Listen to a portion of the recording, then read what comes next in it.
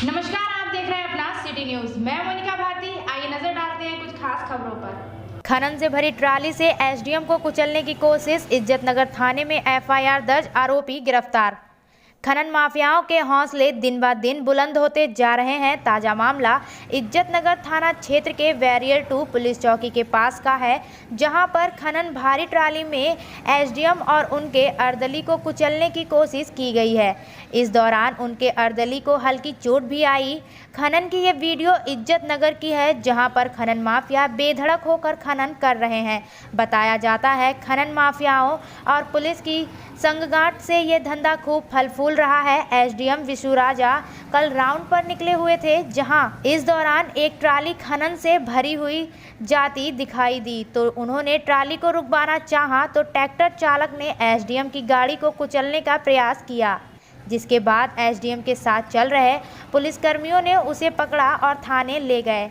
SDM सदर विशु राजा के अर्दली मनोज कुमार की तहरीर पर इज्जतनगर थाने में चालक के खिलाफ एफआईआर दर्ज, आईपीसी की धारा 307, 332, 504, 506 के तहत एफआईआर दर्ज की गई है। विशु राजा उप जिलाधिकारी सदर तहसील बरेली ने घटना की जानकारी देते हुए कहा, क्या मामला था और क्या कार्रवाई करने का आप वहाँ गए? नहीं, एक्चुअली ऐसा था, कल हम लोग नॉर्मल राउंड पे निकलते हैं, तो कल ये था कि हमारी सेक्टर मजिस्ट्रेट के रूप में, जोनल मजिस्ट्रेट्स के रूप में ड्यूटीज़ लगी हुई थी, तो रिठौरा साइड जाना हुआ।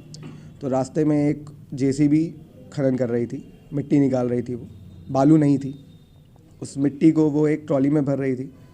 तो क्योंकि हम लोग उस रास्ते से निकल रहे थे, तो हम इस तरह से नॉर्मल अपना रूटीन में चेकिंग का कार्यक्रम चलाते रहते हैं। मैंने उसको हाथ दिया, हाथ दे के, वो तो ट्रैक्टर वाला है, वो वहाँ से उसने ट्रॉली को आगे बढ़ा लिया, काफ़ी दूर तक वो उसको ले गया, हम उसके पीछे रहे। थोड़ी दूर आगे जाके उसने उस ट्रॉली को उसने रोक लिया। तो जो अर्दली है वो उतर के सबसे पहले वहाँ गए, और जैसे ही उन्होंने उनसे पूछा कि भाई आप कहाँ खनन कर रहे हैं, कैसे कर रहे हैं, एक बार आके बताएं, तो वो वहाँ से भाग निकले।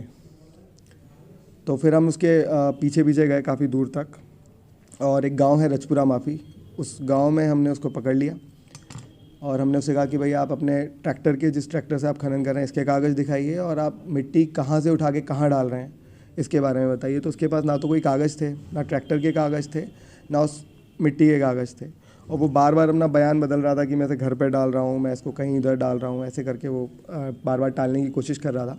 तो हमने कहा कि भाई आपके पास जब कोई कागज़ नहीं है तो आप इस ट्रैक्टर को थाने में खड़ा कर लीजिए, क्योंकि उसके जिस एरिया में वो था उसके सबसे पास थाना इज्जतनगर था। वैसे तो चौकी भी थी बैरियर 1 की, लेकिन क्योंकि हम चाहते थे कि इसको थाने में सुपुर्दगी में दे दिया जाए, तो हम उसको थाने में जब सुपुर्दगी में देने के लिए गए, तो उसने वो ट्रॉली जो है, क्योंकि उस पर हमने अपने अर्दली को बिठा दिया था जिससे कि वो भाग ना जाए, तो वो ट्रॉली जो है वो बैक करते हुए उसने वो ट्रॉली पूरी एक गड्ढे में लुढ़का दी।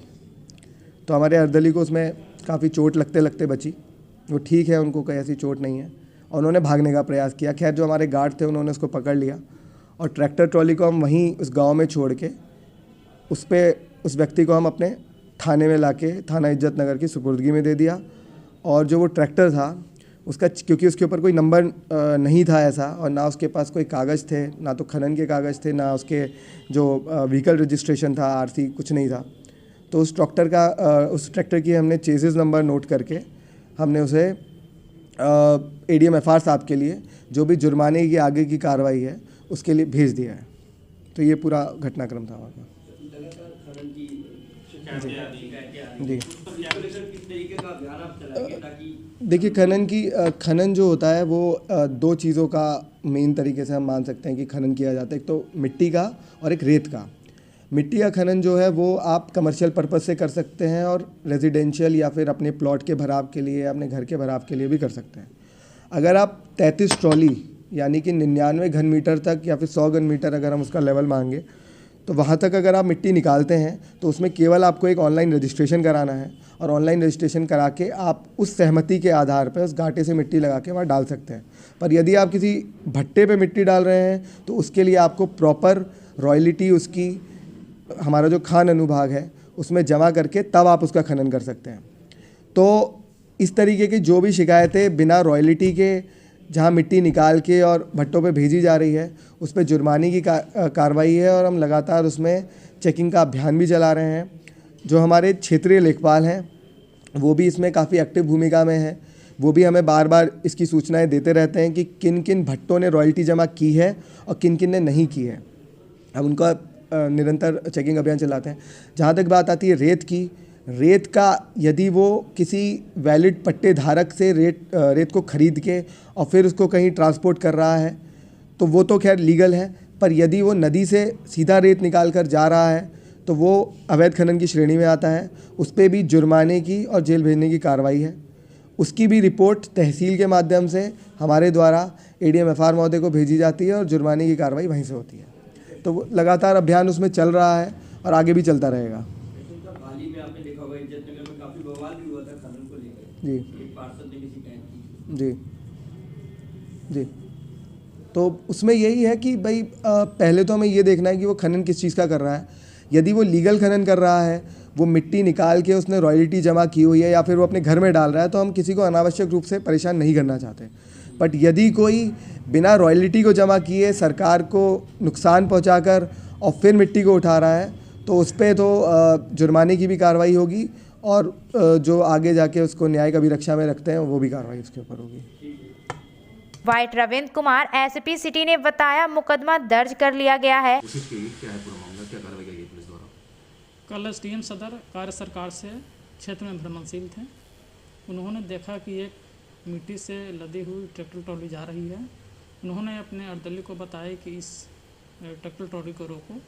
अर्दली जब उतरकर ट्रैक्टर ट्रॉली को रोकने की कोशिश की तो ट्रैक्टर वालों ने अर्दली के ऊपर ट्रैक्टर चढ़ाने की कोशिश की।